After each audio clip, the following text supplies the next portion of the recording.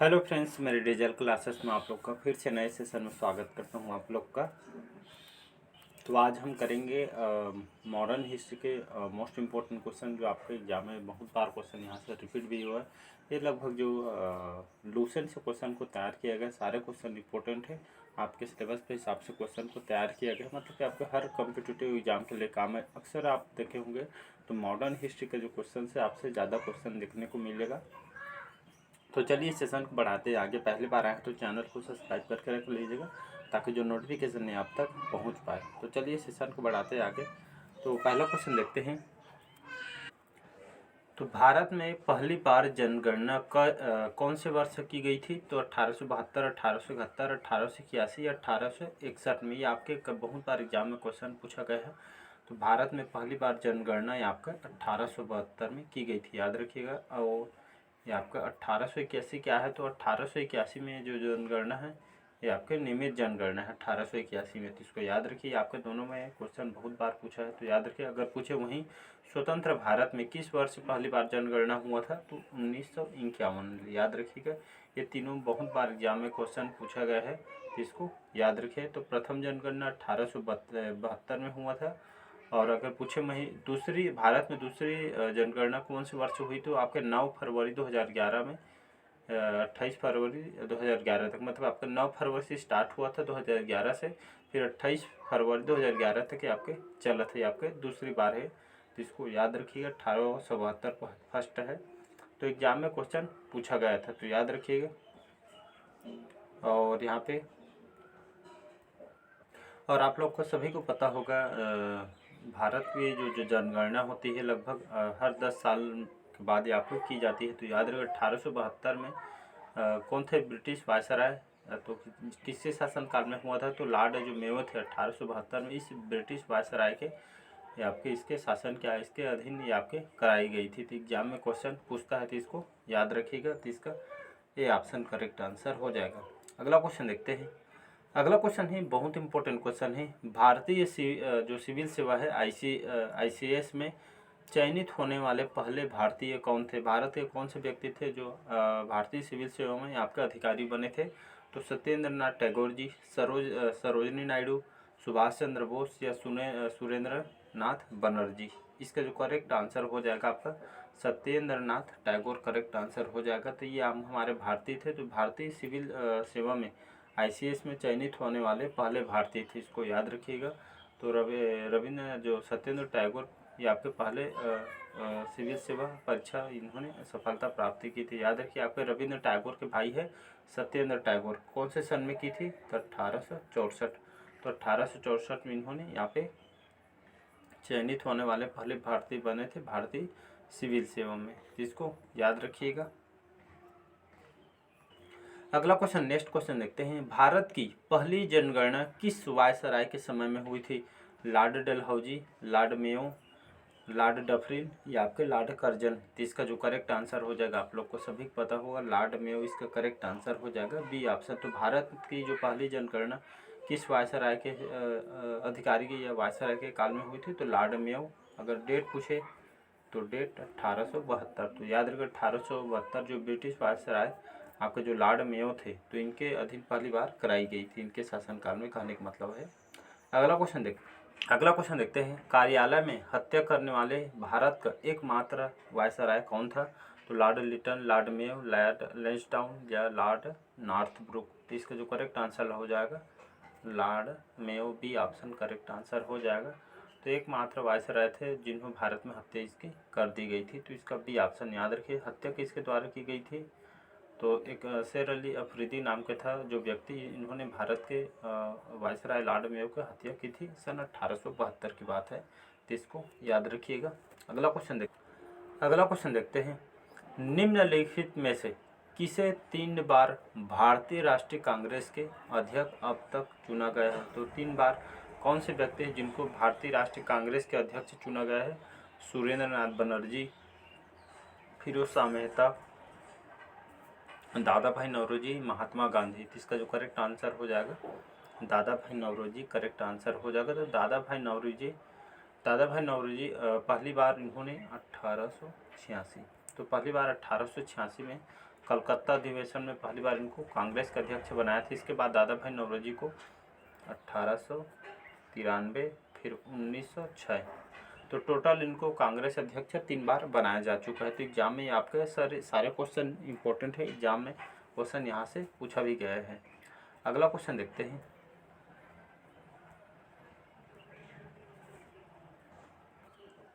अगला क्वेश्चन है, भारतीय राष्ट्रीय कांग्रेस के निम्नलिखित नेताओं में कौन से नेता थे नेता थे जो आपके उदारवादी नेता के रूप में नहीं जाना जाता था। तो उदारवादी नेता के रूप में किसको नहीं जाना जाता था, तो बदरुद्दीन तैयब जी, एम.जी. रानाडे, डब्ल्यू.सी. बनर्जी, बिपिन चंद्र पाल। तो इसका जो करेक्ट आंसर हो जाएगा बिपिन चंद्र जो पाल है, इसका डी ऑप्शन करेक्ट आंसर हो जाएगा। तो आपके उदारवादी नेता नहीं थे। साथ ही साथ आपके बाल गंगाधर तिलक ये भी नहीं थे, तो इसको याद रखिएगा। अगला क्वेश्चन देखते हैं। अगला क्वेश्चन देखते हैं, स्थानीय स्वशासन के रूप में, याद रखिए, स्थानीय स्वशासन के जनक के रूप में किसे जाना जाता है। लॉर्ड रिपन को, लॉर्ड लिटन को, लॉर्ड कर्जन को, लॉर्ड कॉर्नवालिस को। तो इसका जो करेक्ट आंसर हो जाएगा लॉर्ड रिपन, इसका बी ऑप्शन करेक्ट आंसर हो जाएगा। तो भारत में अगर देखें तो स्थानीय स्वशासन के जनक के रूप में इनको जाना जाता है, क्योंकि जो आपके इन्होंने स्थानीय स्वशासन का प्रस्ताव इनके द्वारा पारित किया गया था लॉर्ड रिपन के द्वारा। और 1882 में भारत में नगर पालिका शासन के लोकतांत्रिक रूपों को निर्धारित किया गया था। तो इसको याद रखिएगा, इम्पोर्टेंट क्वेश्चन ये भी। अगला क्वेश्चन देखते हैं। सन 1882 में शैक्षिक सुधारों मतलब शिक्षा के सुधार के लिए हंटर कमीशन की नियुक्ति किसने की थी। बहुत बार एग्जाम में क्वेश्चन पूछा है, तो 1882 की बात है। तो शैक्षिक शिक्षा के सुधारों के लिए हंटर कमीशन की नियुक्ति किसने की थी। Lord Canning, Lord Ripon, Lord Curzon, Lord reading. तो इसका जो करेक्ट आंसर हो जाएगा, कौन सा करेक्ट आंसर हो जाएगा जी, इसका जो करेक्ट आंसर हो जाएगा आपका बी ऑप्शन लॉर्ड रिपन। तो याद रखिएगा 1882 में हंटर कमीशन की जो अध्यक्षता किसने की है, तो सर विलियम हंटर के द्वारा इसकी अध्यक्षता की थी। और भारत के तत्कालिक जो वायसराय लॉर्ड रिपन ने इसकी मतलब इनकी नियुक्ति की थी। तो इसको याद रखिएगा। ये आपके भारतीय जो शिक्षा के विषय में इन्होंने यहाँ पे लॉर्ड रिपन को नियुक्त किया गया था, इस हंटर कमीशन को। अगला क्वेश्चन है, किसने बताया कि भारतीय राष्ट्रीय कांग्रेस केवल एक सूक्ष्म अल्पसंख्यक का प्रतिनिधित्व करती है। तो Lord Dufferin, Lord Winston Churchill है आपका, सी है लॉर्ड कर्जन या बी जी तिलक। तो इसका जो करेक्ट आंसर हो जाएगा लॉर्ड डफरिन। इन्होंने आईएनसी इंडियन नेशनल जो कांग्रेस को 1885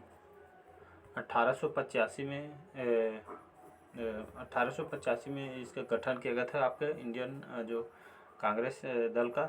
और डफरिन ने इसको सूक्ष्म अल्पसंख्यक कहा था। एग्जाम में क्वेश्चन पूछा जाए, भारतीय राष्ट्रीय कांग्रेस जिसको आईएनसी कहते हैं, भारतीय राष्ट्रीय कांग्रेस के गठन किसके द्वारा किया था। तो गठन 1885 में किया था, ए.ओ. ह्यूम ने इसका गठन किया था। तो इसको याद रखिए, एग्जाम में क्वेश्चन पूछा जाता है। अगला क्वेश्चन देखते हैं।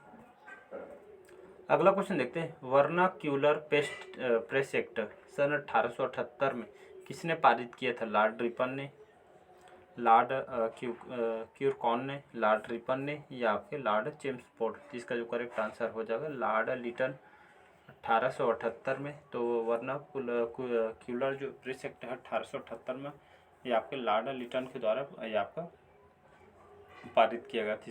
इसको याद रखिएगा। तो 1878 में इसको पारित किया गया। तो आपका देखें तो वर्नाकुलर जो प्रेस एक्ट है ये आपका क्या है, ये एक्ट अधिनियम क्या है। तो आप खास करके जो इंडियन जो स्काईलाइट प्रेस था और जिसमें स्वतंत्रता को प्रतिबंधित करने के लिए खास करके इसको यहाँ पारित किया गया था। तो वर्नाकुलर जो प्रेस एक्ट है आपके लॉर्ड लिटन के द्वारा इसको पारित किया था, लेकिन इसको निरस्त किसके द्वारा किया, कई बार एग्जाम में क्वेश्चन पूछा है। तो आपके जो लॉर्ड जो रिपन थे इसके द्वारा इस प्रेस एक्ट को निरस्त भी कर दिया गया था। ये आपके इस अधिनियम को निरस्त कर दिए गए थे। तो इसको याद रखिएगा। अगला क्वेश्चन देखते हैं। किसने कहा था स्वराज मेरा जन्म सिद्ध अधिकार है और मैं इसे लेकर ही रहूँगा। तो सुभाष चंद्र बोस जी ने, बाल गंगाधर तिलक, श्री अरविंदो घोष या मोतीलाल नेहरू। तो इसका जो करेक्ट आंसर हो जाएगा, कौन सा करेक्ट आंसर हो जाएगा, तो बाल गंगाधर जो तिलक है, बी ऑप्शन। तो इनके द्वारा नारा लगाया गया था, स्वराज मेरा जन्म सिद्ध अधिकार है और मैं इसे लेकर रहूँगा। तो इनके द्वारा इस यहाँ पे नारा को लगाया गया था। तो ये एग्जाम में बहुत बार क्वेश्चन पूछा गया है, तो इसको याद रखिएगा। तो स्वराज शब्द सबसे पहले आपके बाल गंगाधर तिलक ने यहाँ पे इन्होंने कहा था, तो इसको याद रखिएगा। इनको लोकमान्य तिलक के नाम से भी इनको जाना जाता है और बाल गंगाधर तिलक के नाम से भी इनको जाना जाता है। याद रखिए उनके द्वारा क्या काम किया गया था, तो बाल गंगाधर तिलक के द्वारा तो आधुनिक शिक्षा को इन्होंने बढ़ावा दिया था, तो इसको याद रखिएगा। और इसके द्वारा एक संगठन डेक्कन एजुकेशन सोसाइटी की स्थापना भी इनके द्वारा की गई थी, तो इसको याद रखिएगा। और इनके द्वारा एक समाचार पत्र, याद रखिए, एक समाचार पत्र जारी किया गया था, आपका केसरी और महर ऐसा करके है। तो केसरी को याद रखिए, एग्जाम में क्वेश्चन पूछा जाता है। तो महर एक दातो करके है, एक्ट केसरी, एग्जाम में केसरी पूछा जाता है। तो बाल गंगाधर तिलक केसरी समाचार पत्र के संपादक कौन थे या किसने इसको लाया था समाचार पत्र को, तो बाल गंगाधर तिलक। ये इंपॉर्टेंट क्वेश्चन है, याद रखिएगा। अगला क्वेश्चन देखते हैं। भारतीय विश्वविद्यालय जो अधिनियम है 1904 में इसको पारित किया गया था। इसके पारित होने के समय भारत का वायसराय कौन था, तो Lord Lansdowne, Lord Curzon, Lord Chelmsford या लॉर्ड रिपन। तो इसका जो करेक्ट आंसर हो जाएगा लॉर्ड कर्जन करेक्ट आंसर हो जाएगा। इनका शासनकाल देखें 1899 से 1905 तक इन्होंने शासन किया था और उन्होंने भारत के वायसराय के रूप में इन्होंने कार्य किया है। और 1902 में इन्होंने एक थॉमस रैले करके एक अधिकारी थे, जिनके अध्यक्षता में जो जितने भी विश्वविद्यालय है यहाँ का आयोग गठन किया गया। और फिर 1904 में भारतीय विश्वविद्यालय अधिनियम पारित किया गया था। तो इसको याद रखिएगा, लॉर्ड कर्जन करेक्ट आंसर हो जाएगा। 1904 में भारतीय विश्वविद्यालय अधिनियम पारित किया गया था। अगला क्वेश्चन देखते हैं। लोकमान्य के नाम से किसे जाना जाता है, तो बाल गंगाधर तिलक, जयप्रकाश नारायण, C.F. एंड्रयूज, लाला लाजपत राय। तो अभी जस्ट बताया हूँ मैं। तो बाल गंगाधर तिलक को लोकमान्य के नाम से इनको जाना जाता है। याद रखिए, इन्होंने शिक्षा, समाज सुधार, बहुत सारे इन्होंने काम किया है। और ये आपके इनको भारतीय शांति के पिता भी कहा जाता है। और कौन से समाचार पत्र इनके द्वारा संपादन किए थे, तो केसरी। याद रखिए, अक्सर एग्जाम में क्वेश्चन पूछा है, तो केसरी आंसर में लगाना है, तो याद रखिएगा। अगला क्वेश्चन देखते हैं। निम्नलिखित में से कौन जो है कभी भारतीय राष्ट्रीय कांग्रेस के अध्यक्ष नहीं बना, महात्मा गांधी, बाल गंगाधर तिलक, गोपाल कृष्ण गोखले, सुभाष चंद्र बोस। इसका जो करेक्ट आंसर हो जाएगा तो बाल गंगाधर तिलक। तो बाल गंगाधर तिलक थे, ये आपके कभी भारतीय राष्ट्रीय कांग्रेस के अध्यक्ष नहीं बने थे, जिसको याद रखिएगा। अगर पूछे भारतीय राष्ट्रीय कांग्रेस के पहले अध्यक्ष, बहुत बार एग्जाम में क्वेश्चन पूछा है, तो आपको व्योमेश चंद्र बनर्जी, WCM लिख दे हूँ, व्योमेश चंद्र बनर्जी, याद रखिएगा। तो भारतीय राष्ट्रीय कांग्रेस के पहले अध्यक्ष हैं, याद रखिएगा। इसकी स्थापना कब किया था, तो 1885 में आपके ह्यूम के द्वारा इसकी की गई थी, तो इसको याद रखिएगा। अगर वही एग्जाम में पूछे भारत की पहली महिला अध्यक्ष कौन थी, तो इस सरोजनी नायडू लेना है। और आपके भारतीय राष्ट्रीय कांग्रेस की महिला अध्यक्ष कौन थी, तो एनी बेसेंट लिखना है आपको, याद रखिए। अगला क्वेश्चन है। कांग्रेस अपने पतन की ओर बढ़ रही और यह मेरी एक बड़ी महत्वाकांक्षा है, जबकि भारत में यह एक शांतिपूर्ण निधन के लिए सहायता करना है। यह बयान जो है किसने कहा था, या जो कथन किसके द्वारा किया गया था, Aurobindo Ghosh, Lord Dufferin, Lord Lytton या लॉर्ड कर्जन। तो इसका डी ऑप्शन हो जाएगा। तो यह जो कथन है आपके लॉर्ड कर्जन के द्वारा किया गया था। इनका जो शासनकाल है 1899 से 1905 तक भारत के वायसराय रहे थे। याद रखिए, कर्जन ने 1885 में भारतीय राष्ट्रीय कांग्रेस के गठन के दौरान ये आपका कहा गया था। अगला क्वेश्चन देखते हैं। निम्नलिखित कौन सा एकमात्र इंडियन नेशनल जो कांग्रेस अधिवेशन था जिसमें महात्मा गांधी इसकी अध्यक्षता इनके द्वारा की गई थी, तो बहुत इंपॉर्टेंट क्वेश्चन है। तो कानपुर 1925, लखनऊ 1916, बेलगाम 1924 या नागपुर 1920। तो इसका जो करेक्ट आंसर हो जाएगा बेलगाम। सन 1924 में इंडियन नेशनल जो कांग्रेस जो अधिवेशन था, तो इसकी जो अध्यक्षता महात्मा गांधी ने की थी। बहुत बार एग्जाम में क्वेश्चन पूछा गया है, तो इसको याद रखिएगा। अगला क्वेश्चन, यहाँ पे जितने भी अधिवेशन है, कई बार कहाँ एग्जाम में यहाँ से क्वेश्चन पूछ लिया जाता है, तो एक बार इसको देख लेते हैं। तो कानपुर जो अधिवेशन हुआ था 1925 में, तो इस कांग्रेस अधिवेशन की अध्यक्षता किसने की थी? तो ये आपके सरोजिनी नायडू ने की थी, याद रखिएगा। इसको याद रखे, पूछेगा एग्जाम में। और वहीं मैं बात करूँ जो लखनऊ अधिवेशन जो सन 1916 में हुआ था, इसकी अध्यक्षता किसने की थी? तो आपके अंबिका चरण जो मजूमदार थे, तो इन्होंने इस अध्यक्षता अधिवेशन की। अगर वही बात मैं करूँ डी जो नागपुर अधिवेशन हुआ था सन 1920 में, नागपुर आपके महाराष्ट्र में, तो इसका जो एक वार्षिक अधिवेशन हुआ था आपके, इसकी जो अध्यक्षता है आपके विजय राघवाचारी द्वारा इसको किया गया था। इसी तरह ये आपके पूछा जाता है। अगला क्वेश्चन देखते हैं। भारत के स्वतंत्रता आंदोलन के दौरान केसरी और मराठा समाचार पत्रों का प्रकाशन किसने किया था? कुछ टाइम आपको बताया हूँ, याद होगा तो इसको एक बार रिकॉल करके देखिए, फिर इसके बाद आप खुद से आंसर लगाइएगा। तो एक बार क्वेश्चन को मैं फिर से रिपीट कर रहा हूँ, रिकॉल कीजिएगा। तो भारत के स्वतंत्रता आंदोलन के दौरान केसरी और आपको मराठा समाचार पत्रों का प्रकाशन किसने किया था? बाल गंगाधर तिलक ने, महात्मा गांधी जी ने, बिपिन चंद्र पाल जी ने, या श्री अरविंदो घोष ने? तो इसका जो करेक्ट आंसर हो जाएगा, कौन सा आंसर हो जाएगा? तो बाल गंगाधर तिलक इसका करेक्ट आंसर हो जाएगा। सारे क्वेश्चन इंपॉर्टेंट है। सबसे ज़्यादा क्वेश्चन अगर पूछा जाता है तो मॉडर्न हिस्ट्री से क्वेश्चन पूछा जाता है, याद रखिएगा। तो यहाँ पे देखते हैं, तो जो केसरी जो समाचार पत्र है आपका, केसरी आपके कौन से भाषा में लिखी गई थी? तो ये आपका हिंदी भाषा में लिखी गई थी, याद रखिएगा।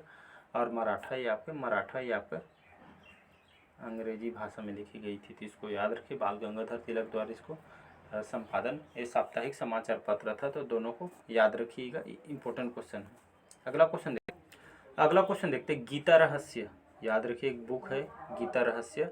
ये पुस्तक किसके द्वारा लिखी गई थी और कौन से सन में लिखा गया था? एग्जाम में क्वेश्चन आया हुआ है। तो बाल गंगाधर तिलक, अश्वनी कुमार दत्ता, रविंद्रनाथ टैगोर, या श्री राजगोपालाचारी? इसका जो करेक्ट आंसर हो जाएगा आपका बाल गंगाधर तिलक, इसका करेक्ट आंसर हो जाएगा। 1915 में आपको इसको लाया गया था। तो हमारे जो भारतीय समाज सुधारक, स्वतंत्रता जो आंदोलन कार्यकर्ता है, बाल गंगाधर तिलक द्वारा इसको लिखा गया था। ये आपका श्रीमद् भागवत गीता का इसमें रहस्य के बारे में इसको बताया गया है, तो इसको याद रखिएगा। अगला क्वेश्चन देखते हैं। मौर्य साम्राज्य की राजधानी क्या थी? वाराणसी, वैशाली, उज्जैन, या पाटलिपुत्र? तो आपको इसका करेक्ट आंसर हो जाएगा डी ऑप्शन, पाटलिपुत्र, जिसको हम अभी पटना के नाम से इसको जानते हैं, तो याद रखिएगा। तो मौर्य साम्राज्य की राजधानी पाटलिपुत्र है, पटना के नाम से अब जाना जाता है। अगर वहीं मैं पूछ दूँ मौर्य साम्राज्य के जो संस्थापक कौन थे, तो इसका आंसर हो जाएगा चंद्रगुप्त मौर्य इसके संस्थापक है। इसके राजधानी पाटलिपुत्र, पटना है। तो एग्जाम में क्वेश्चन पूछता है मौर्य साम्राज्य की राजधानी पाटलिपुत्र और संस्थापक, तो आपको चंद्रगुप्त मौर्य आंसर में ले लेना है। अगला क्वेश्चन देखते हैं, ये हमारा लास्ट क्वेश्चन है। तो चलिए देखते हैं। कांग्रेस के बारे में निम्नलिखित कौन से कथन यहाँ पे सही हैं? तो कांग्रेस यहाँ पे जो कांग्रेस जो आपका जो संगठन, इसके बारे में कौन सा कथन सही है उसको बताना है। तो आईएनएस इंडियन नेशनल कांग्रेस का पहला सत्र बम्बई के गोकुल दास तेजपाल संस्कृत कॉलेज में आयोजित किया गया था। सेकंड है, कांग्रेस के पहले अधिवेशन की जो अध्यक्षता दादा भाई नौरोजी ने की थी। पहले सत्र में 72 प्रतिनिधियों ने यहाँ पे भाग ली थी। तो इसका जो करेक्ट आंसर कौन सा हो जाएगा जी? तो यहाँ पे दिया है, ऑप्शन देख सकते हैं, 1 और 2, केवल 1 और 3, 1 2 3। इसका जो करेक्ट आंसर हो जाएगा सी ऑप्शन करेक्ट आंसर हो जाएगा। तो इंडियन नेशनल जो कांग्रेस का जो सत्र कहाँ होता है? बम्बई के जो गोकुल दास जो तेजपाल संस्कृत कॉलेज में यहाँ पे आयोजित की गई थी। अब तक करेक्ट आंसर है। कांग्रेस के पहले अधिवेशन की अध्यक्षता दादा भाई नौरोजी ने यहाँ पे नहीं की थी, तो किसने किया था? तो इसको याद रखिएगा।